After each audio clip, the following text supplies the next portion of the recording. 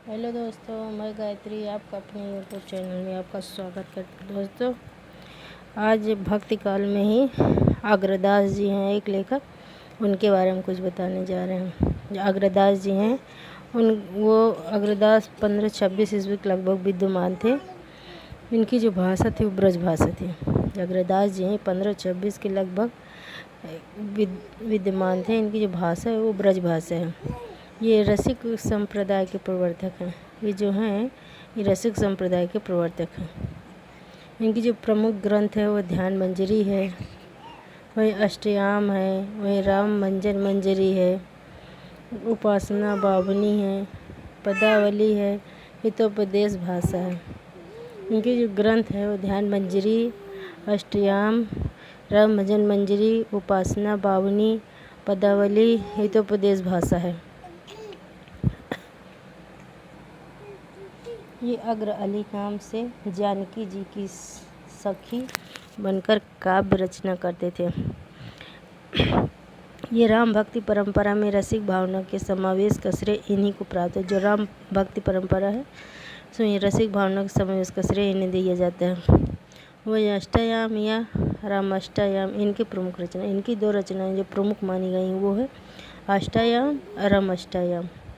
इसमें सीता और राम के दैनिक लीला का चित्रण है। इसमें जो बताया गया है वो राम के दैनिक लीलाओं का चित्रण है। नाभादास के अष्टयाम पर अग्र अली की इसी रचना का प्रभाव है। इसमें जो दूसरे कवि हैं भक्ति काल में जो दूसरे कवि हैं उसमें है जो केशवदास है। केशवदास जी का जो समय है, जो केशवदास है उनका जो समय है 1555 ईस्वी से 1617 ईस्वी तक है। जो केशवदास है उनका समय 1555 से 1617 ईस्वी समय माना जाता है। केशवदास जी का जन्म जो 1555 ईस्वी में हुआ था, जो कि बुंदेलखंड के ओरछा नगर में हुआ था। जो केशवदास जी हैं इनका जो जन्म 1555 ईस्वी में बुंदेलखंड के ओरछा नगर में हुआ था।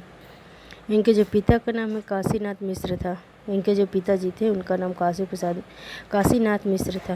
केशव का उपनाम भी था। केशव प्रसाद जी हैं जो उनका एक उपनाम भी था जिसे वेदांती मिश्र है। वेदांती मिश्र नाम से भी जाना जाता है। ये निम्बार्क संप्रदाय के थे। ये निम्बार्क संप्रदाय के थे। केशवदास ओरछा नरेश महाराजा राम सिंह के भाई इंद्रजीत सिंह की सभा में रहते थे। तो केशवदास जी हैं जो ओरछा नरेश महाराजा जो राम सिंह थे ना, उनके भाई जो इंद्रजीत सिंह थे उनके सभा में ये रहते थे। इनके द्वारा लिखे गए 7 ग्रंथ मिलते हैं। ये सातों बहुत महत्वपूर्ण है जो कि एग्ज़ाम में बहुत पूछा जाता है। उसमें जो पहला है वो है रसिक प्रिया, जो 15 से 91 ईस्वी में लिखा गया। जो पहला है वो रसिक प्रिया है, 15 से 91 ईस्वी में लिखा गया है। वहीं दूसरा कवि प्रिया 16 से 1 ईस्वी में लिखा गया है। वहीं रामचंद्रिका है 16 से 1 में लिखा गया है। रतन बावनी है 1607 ईस्वी में। वहीं वीर सिंह देव चरित है 1607 में। वही विज्ञान गीता है 1610 में। और जहांगीर जस चंद्रिका है वो 1612 ईस्वी में लिखा गया है। वहीं जो उपयुक्त अतिरिक्त 2 ग्रंथ और मिलते हैं, जो इतने ग्रंथ के बाद भी 2 ग्रंथ और मिलते हैं इसमें। उसमें जो प्रमुख हैं वो नक्सिक है और छंदमाला है। उसमें जो नक्सिक और छंदमाला है इनको शुक्ल जी अप्रमाणिक मानते हैं। ये शुक्ल जी हैं, आचार्य रामचंद्र शुक्ल जी हैं, ये दोनों ग्रंथों को अप्रमाणिक मानते हैं, नक्सिक को और छंदमाल को। केशवदास हिंदी के प्रथम आचार्य कवि माने जाते हैं। जो केशवदास जी हैं वो हिंदी के प्रथम आचार्य माने जाते हैं। केशवदास भक्ति काल एवं रीति काल के संधि युग के कवि हैं। जो केशवदास जी वो भक्ति काल के भी हैं और रीति काल के भी हैं, दोनों के कवि माने जाते हैं।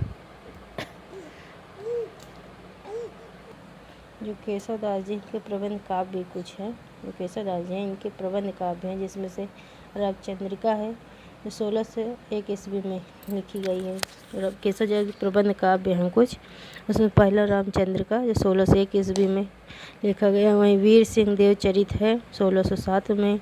विज्ञान गीता है 1610 में। रतन बावनी है 1607 ईस्वी में लिखा गया है। 1607 ईस्वी में लिखा गया है। वही जहांगीर जस चंद्रिका है 1612 ईस्वी में लिखा गया है। वही द्वारा रचित जो रीति ग्रंथ हैं, केशव दास जी हैं, उनके द्वारा रचित रीति ग्रंथ भी कुछ हैं। उसमें से जो पहला है, जैसे छंदमाला, छंदों का वर्णन दिया गया है। रसिक प्रिय रसों का निरूपण है। कवि प्रिय अलंकार है, का निरूपण दिया गया है। केशव दास को वीर सिंह ने भी आश्रय प्रदान किया है। केशव दास जी, उनको वीर सिंह ने भी आश्रय प्रदान किया है। वे जनुश्री के अनुसार केशव ने रामचंद्रिका की रचना वाल्मीकि के स्वप्न में आकर कहने से की थी। जो जनुश्रुति है उसके अनुसार केशव ने रामचंद्रिका की रचना वाल्मीकि के स्वप्न में आकर कहने से की थी। जो रामचंद्रिका है की भाषा है ब्रज भाषा है। रामचंद्रिका है उसकी जो भाषा है ब्रज भाषा है। यह महाकाव्य है। जो रामचंद्रिका की भाषा है वो ब्रज भाषा है। जो रामचंद्रिका रचना है, इनकी ग्रंथ है जो, उसकी जो भाषा है वो ब्रज भाषा है। यह महाकाव्य है। जो रामचंद्रिका है ये महाकाव्य है, इसकी जो भाषा है वो ब्रज भाषा है। वही रामचंद्रिका है पर हनुमन्टक है, वहीं फिर एक कादम्बरी है, फिर नैषध है, फिर प्रसन्न राघव है और अनुराघव है जो का प्रभाव है। वही रामचंद्रिका है उसमें 39 प्रकाशों यानी खंडों में विभक्त है। जो रामचंद्रिका है इसको 39 प्रकाशों खंडों में विभक्त है। इसके जो खंडों को प्रकाश की संज्ञा दी गई, इसके जो खंड है उसके प्रकाश की संज्ञा दी गई है। किसने रामचंद्रिका को छंदों का अजायब घर माना है? अजायब घर यानी चिड़ियाघर होता है, यानी कि सब रामचंद्रिका जो बात कुछ छंदों का अजायब घर मान। जो रामचंद्रिका है उसमें छंदों का जो सब मिला जुला है उसी को बोलते हैं अजायब घर। डॉक्टर राम स्वरूप चतुर्वेदी जी ने कहा। केशव दास ने जो है विज्ञान गीत में जो प्रतीक शैली का प्रयोग किया है और आध्यात्मिक मुद्दों को इसका विषय माना है। रामचंद्रिका की संवाद योजना रामचरितमानस से अच्छी मानी जाती है क्योंकि केशव राजकवि थे। राज दरबार में होने वाली संवादों का उन्हें अच्छा ज्ञान था। केशव प्रसाद की जो कुछ पंक्तियाँ दी हैं ऐसे जैसे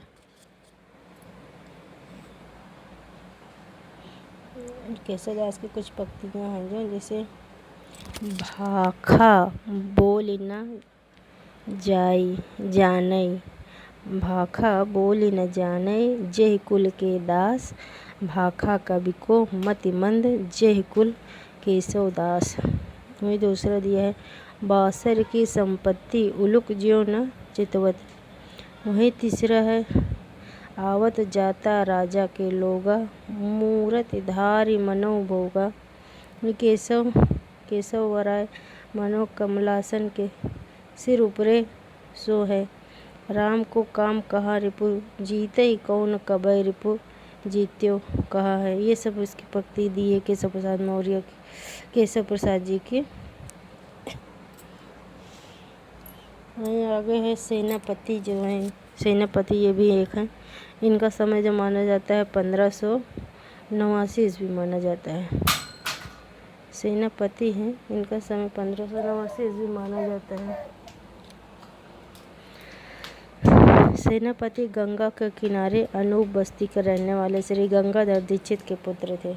सेनापति हैं ये गंगा के किनारे अनूप बस्ती के रहने वाले श्री गंगाधर दीक्षित के पुत्र थे। इनके गुरु का नाम हीरामणि दीक्षित है। इनके जो गुरु हैं उनके नाम जो है हीरामणि दीक्षित है। इनकी प्रमुख रचनाएं हैं जो सेनापति, इनकी प्रमुख रचनाएं हैं कविता रत्नाकर है जो कि राम कथा पर आधारित है। जो कविता रचनाकार हैं वो राम कथा पर आधारित है। कविता रचनाकार की रचना संवत 1706 ईस्वी में की गई है। जो कविता रचनाकार हैं इनकी जो रचना है संवत 1706 ईस्वी में की गई थी। सेनापति हिंदी में भावानुकूल ऋतु वर्णन के लिए सर्वश्रेष्ठ कवि माने जाते हैं।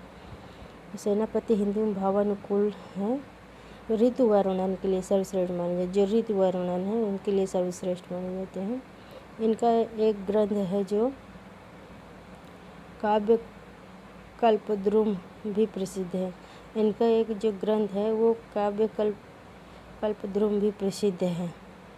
दोस्तों आज की वीडियो में इतना ही। मेरे चैनल को ज़्यादा से ज़्यादा लाइक करें, शेयर करें, कमेंट करें, सब्सक्राइब करें, ज़्यादा से ज़्यादा सब्सक्राइब करें दोस्तों। बहुत बहुत धन्यवाद।